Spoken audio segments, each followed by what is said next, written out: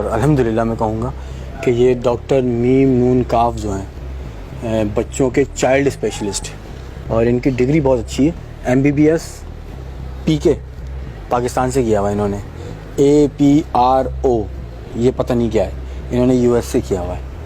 اچھا LHV lady health visitor جو ہیں وہ LHR سے ہیں، یعنی لاہور سے ہیں۔ RMO جو ہیں وہ LHR کے ہیں۔ اب تو آئیے اندر چل کے چیک کرتے ہیں کہ ڈاکٹر صاحب مزید جو ہے اپنی تعلیمی اسناد اور تعلیمی ڈیٹیل وہ کس حد تک ہمیں بتاتے ہیں۔ MBBS کہاں سے کیا ڈاکٹر صاحب؟ لندن سے۔ لندن سے کیا؟ جی۔ باہر تو US لکھا ہوا ہے۔ تو بعد میں کیا تھا نا US میں۔ US بعد گئے تھے؟ جی۔ اچھا لندن کب گئے تھے، کس سال میں، کون سے ایئر میں؟ چھوٹا تھا میں، کتنے چھوٹے تھے؟ تقریباً 7-8 سال کا۔ نہیں وہ تو باہر لکھا ہوا ہے کہ آپ نے ایک ڈگری جو لی ہے APRMO، وہ جو آپ نے USA سے لی ہے، یہ APRMO کیا